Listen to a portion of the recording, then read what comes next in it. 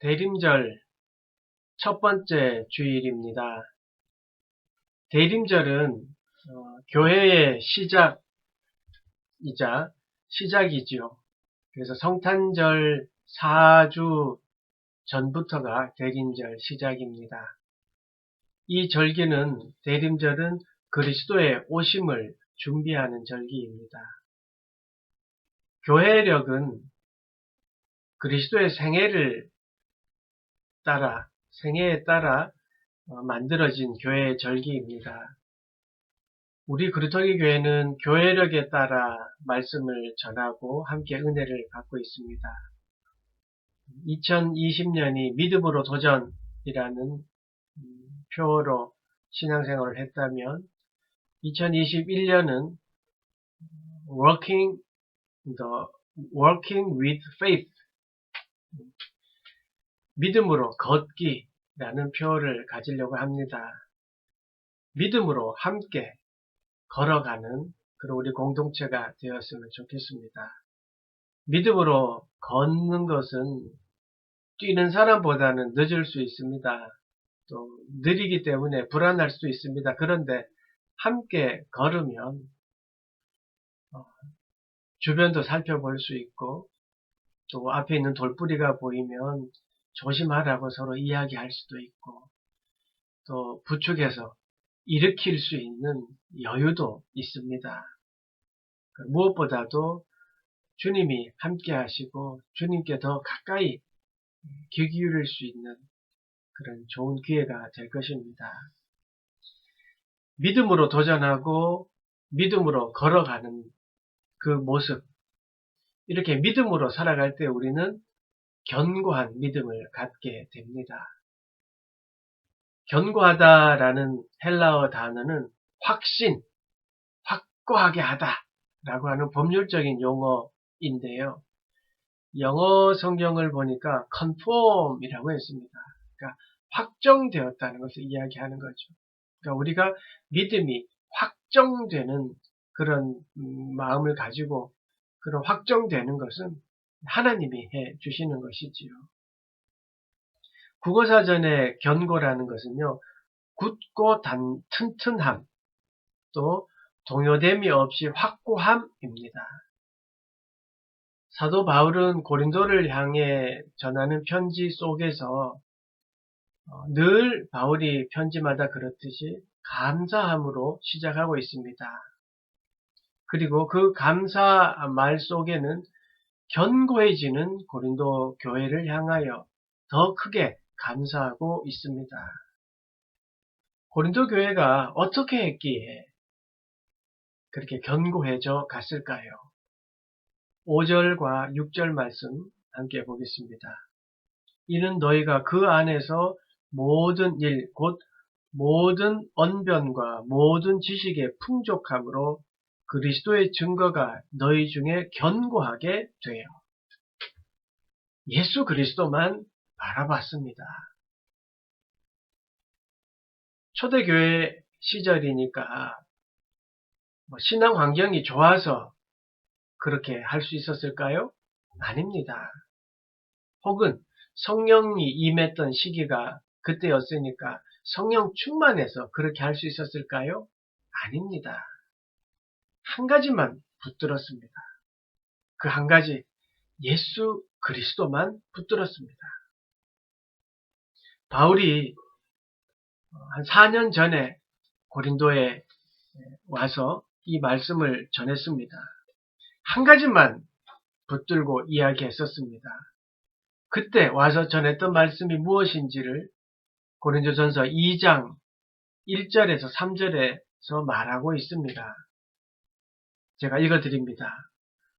형제들아, 내가 너희에게 나아가 하나님의 증거를 전할 때에 말과 지혜의 아름다운 것으로 아니하였나니 내가 너희 중에서 예수 그리스도와 그가 십자가에 못 박히신 것 외에는 아무것도 알지 아니하기로 작정하였습니다. 내가 너희 가운데 거할 때 약하고 두려워하고 심히 떨었노라. 아멘. 바울은 예수 그리스도와 십자가만 전했습니다. 예수 그리스도와 십자가. 이것만 전했습니다. 바울의 그의 언변에 의지해서 막 설득한 것이 아닙니다. 아름다운 구술과 3단 논법에 의한 합리적인 이성으로 현혹한 것이 아닙니다. 오직 예수 그리스도 그리고 십자가만 전했습니다. 그리고 그 말씀에 따라 예수 그리스도의 십자가만 바라보는 고린도 교회가 되었습니다. 그래서 그들은 견고해지고 있었습니다. 아마 쉽지 않은 길이었을 것입니다. 지금은 모든 게 갖추어지고 예수님이 구세주라는 것을 모두가 믿고 있지만 그때는 확신하지 못했던 것이지요. 처음 가는 길이었습니다. 아무도 가지 않는 길이었습니다. 그런데 그 길을 갔습니다. 생각해 보십시오. 나사렛이라고 하는 그 시골 동네에서 목수의 아들이 태어나서 고작 3년의 사역을 했는데 그가 하느님의 아들이었다는 겁니다. 그가 십자가의 죽으심으로 인해서 우리가 모든 죄가 씻어졌다라고 말하였습니다. 그게 사실이었습니다. 그 사실을 믿고 예수 그리스도를 믿고 하나님의 아들임을 믿고 십자가의 은혜가 나에게 임했다는 것을 믿는 것, 그게 바로 믿음이었습니다. 고린도 교회가 그것을 믿었기 때문에 견고해졌습니다. 고린도 교회가 사람이 점점점 많이 모이는 것에 흡족해하며 살았던 것이 아닙니다. 오직 예수 그리스도 하나만 믿었습니다. 그래서 견고해졌습니다. 그 가보지 않았던 그 길이 바로 생명의 길이었고 살아낼 수 있는 길이었고 참 행복의 길이었던 것이지요. 예수님이 답입니다. 예수님이 정답입니다. 진짜 맞습니다. 우리는 다시 한번 그 증인의 삶을 살아라고 도전받는 시기에 살고 있습니다. 예수님이 참 진리이고 예수님의 말씀대로 사는 것이 진짜라는 것을 우리의 삶으로 증언해야 되는 시기가 되었다는 말입니다. 예수님이 있으므로, 예수님이 내 안에 있으므로 모든 일이 감사하고 풍족하고 또 은혜 가운데 살고 있습니까? 바울이 말하는 풍족함이라는 것은 사실 양보다는 질입니다. 예수 그리스도를 바로 붙잡으면 분명 크게 형통하고 좋은 일이 생깁니다. 그런데 거기에 집중하는 것이 아니라 예수 그리스도를 붙잡으면 우리의 생각이 바뀝니다. 사람의 가치를 깨닫게 되고요. 한 사람이 얼마나 소중한지를 알게 되고요. 그리고 그 존재 자체가 이미 귀한 은혜라는 것을 알게 됩니다. 그래서 주변 사람이 너무나도 귀하게 여겨집니다. 각자를 존중하고 서로를 사랑하고 또 은사에 따라 살아가는 것, 이게 우리가 보여줘야 될 믿음이고 견고해지는 모습입니다. 여러분, 하나님이 삶의 주인으로 그리고 모든 존재를 귀하게 여기면 욕심에 따라 살아가지 않게 됩니다. 내가 귀한 만큼 남도 귀하고 각자의 은사에 따라 일이 다를 뿐이라는 것을 알게 되면 욕심을 버릴 수 있습니다. 욕심에 따라 살아가기 때문에 경쟁자로 보이고 그리고 저 사람을 이겨야 된다고 생각하기 때문에 악한 마음이 드는 것이지요. 예수 그리스도를 모를 때는 우리가 욕심에 따라 살아가지만 예수 그리스도를 알게 되면 그것을 버릴 수 있게 되는 것이지요. 비교하기보다는 그리고 경쟁하기보다는 존중하게 되는 것이지요. 우리가 비교하고 서로 잘 되려고 하다 보니까 늘 나는 나보다 잘된 사람을 보고 나는 비교합니다. 비교하다 보니까 내 존재 자체의 의미를 갖는 것이 아니라 늘 부족하고 못나고 잘못된 부분만 생각하게 됩니다. 여러분, 잘못된 삶입니다. 하나님은 우리를 그렇게 만들지 않으셨습니다. 요한복음 1장 12절을 말합니다. 영접하는 자, 곧 그 이름을 믿는 자들에게는 하나님의 자녀가 되는 권세를 주셨으니 우리는 하나님의 자녀입니다. 하나님의 자녀의 권세를 갖고 있는 귀한 존재입니다. 살아계신 하나님이 우리를 이렇게 귀하게 만들어 주셨습니다. 그분이 우리를 견고하게 만들어가고 계십니다. 어떤 상황에서도 이길 수 있도록 견고하게 우리를 하나씩 하나씩 차근차근 만들고 계십니다. 두 번째로 고린도 교회의 견고함은 무엇입니까? 부르심과 교제입니다. 9절 말씀 보실까요? 너희를 불러 그의 아들 예수 그리스도 우리 주와 더불어 교제하게 하시는 하나님은 미쁘시도다. 바울은 부르심, 즉 하나님의 자녀 삼아주시는 은혜, 그리고 하나님의 자녀이기 때문에 당연히 하나님과 교제함을 중요하게 강조하고 있습니다. 그렇습니다. 하나님 우리를 부르셨습니다. 하나님 우리를 선택해 주셨습니다. 그리고 선택하고 내버려 두는 것이 아니라 하나님의 자녀로 삼아 주셔서 우리를 눈동자와 같이 보살피고 계십니다. 오늘 9절 말씀 다시 한번 보십시오. 너희를 불렀습니다. 그리고 그 아들 예수 그리스도와 주와 더불어 교제하게 했습니다. 부르심에 대한 로마서에서 바울은 이렇게 표현했습니다. 로마서 8장 28절에서 30절 말씀입니다. 우리가 알거니와 하나님을 사랑하는 자 곧 그의 뜻대로 부르심을 입은 자들에게는 모든 것이 합력하여 선을 이루느니라. 하나님이 미리 아신 자들을 또한 그 아들의 형상을 본받게 하기 위하여 미리 정하셨으니 이는 그로 많은 형제 중에서 맏아들이 되게 하려 하심이니라. 또 미리 정하신 그들을 또한 부르시고 부르신 그들을 또한 의롭다 하시고 의롭다 하시는 그들을 또한 영화롭게 하셨느니라. 아멘. 하나님은 이미 우리를 오래전부터 택하셨고 부르셨고 정하셨습니다. 그리고 의롭게 하실 뿐만 아니라 영화롭게 하셨습니다. 영화롭다 하는 것은 하나님과 함께 할 수 있는 귀한 존재로 만들어 주신다는 말씀입니다. 이렇게 의롭게 하시고 부르시고 의롭게 하시고 영화롭게 하시는 것은 그게 바로 구원의 은혜입니다. 그 구원의 은혜는 믿는 우리 모두에게 주어진 하나님의 선물이고 은혜입니다.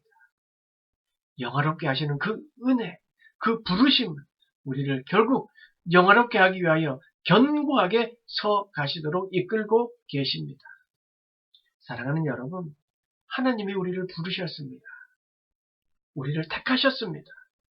우리를 의롭게 하시기 위하여 십자가에서 돌아가셨습니다.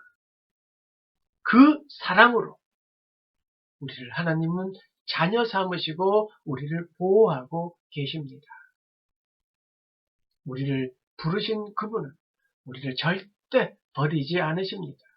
우리를 견고하게 하십니다.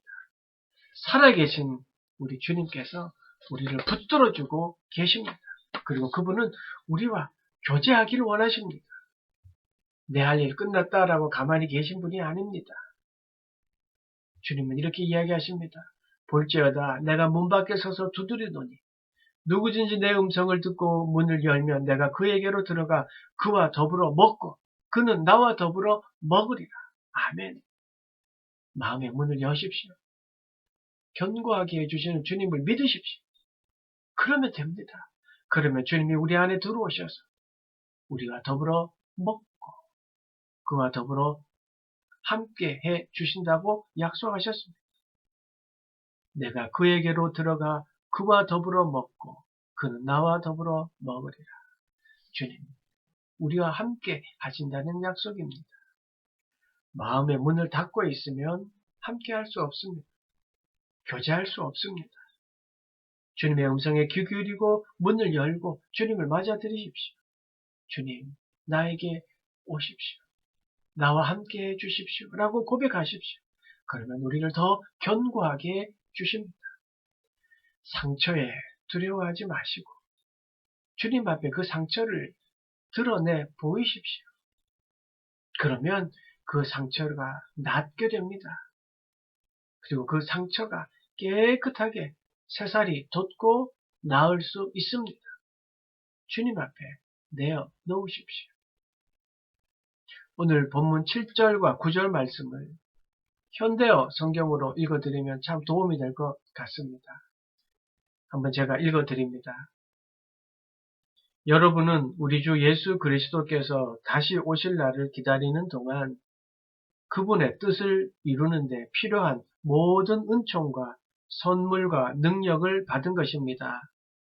그리고 주께서는 자신이 다시 오시는 날 여러분이 죄와 허물이 없는 자로 바르게 설 수 있도록 끝까지 책임을 져주십니다. 하나님께서는 분명히 그렇게 해주실 것입니다. 하나님께서는 항상 말씀하신 것을 그대로 실천하시는 분이기 때문입니다. 하나님께서는 우리를 당신의 아들이신 우리 주 예수 그리스도와 사귈 수 있도록 불러주신 것입니다. 아멘. 다시 한번 말씀드립니다. 하나님은 우리를 끝까지 책임져 주십니다. 그래서 우리 죄를 용서하시고 그 목숨까지도 아깝지 않게 버리셨던 분입니다. 하나님이 이끌어 주십니다. 그 예수님께서 이 땅에 다시 오십니다. 심판주로 오십니다. 그러나 두려워할 필요가 없습니다. 심판주로 오시지만 왜냐하면 십자가의 은혜로 우리의 죄가 모두 사해졌기 때문입니다.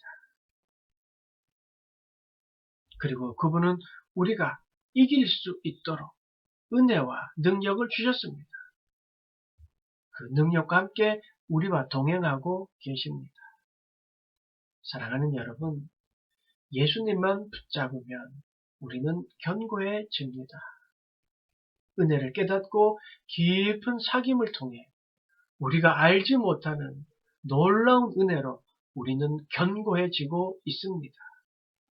이미 우리는 많이 견고해졌음을 믿으시기 바랍니다.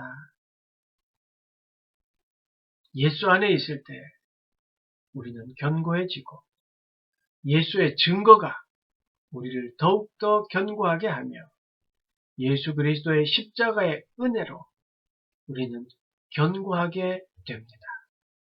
그리고 예수 그리스도의 사귐으로 또한 견고하게 됩니다. 예수 그리스도와 함께 걸어갑시다. 그 걸음이 느리더라도 방향이 맞다면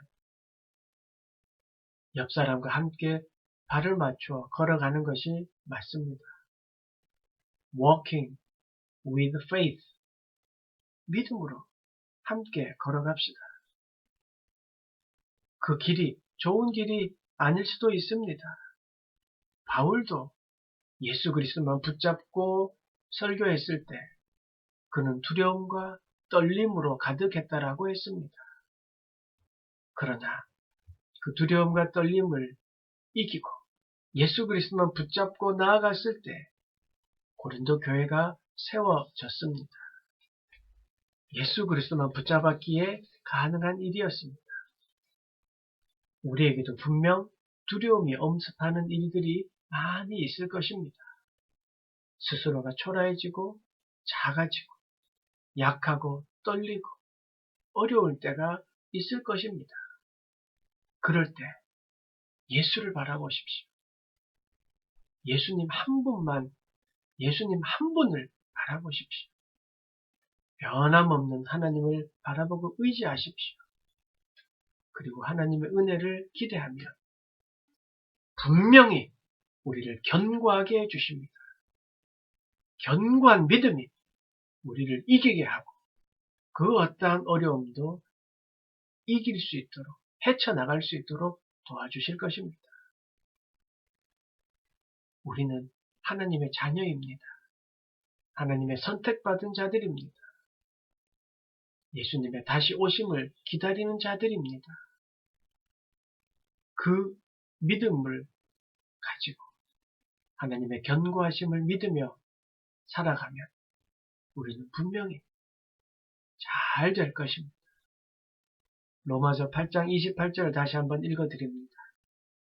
우리가 알거니와 하나님을 사랑하는 자 곧 그의 뜻대로 부르심을 입은 자들에게는 모든 것이 합력하여 선을 이루느니라.